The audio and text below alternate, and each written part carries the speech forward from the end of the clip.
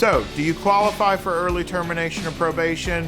Well, one way to find out is dig out that plea form and dig out those sentencing documents, because the biggest speed bump and the way you're going to blow this whole thing up is if that document says no early termination on it somewhere, then you do not qualify. You can stop the video right now. You don't qualify for early term, and there's nothing we can do to undo that agreement that you made at the beginning of the case that put you on the probation.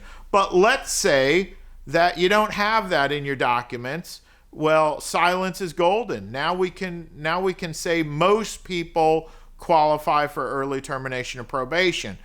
You don't have to have any particular case. Every crime in Florida qualifies for early termination of probation.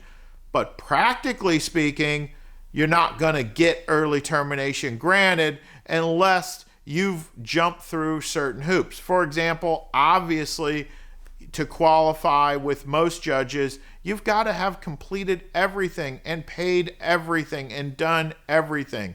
That's good.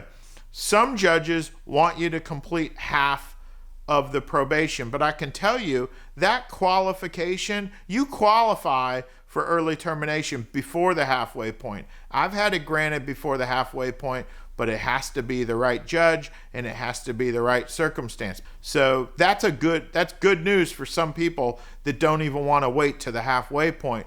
But it could be bad news if you're in front of a judge that won't do it until the halfway point is met. Now, there's also a mandatory early termination provision found in Florida statutes 948.04.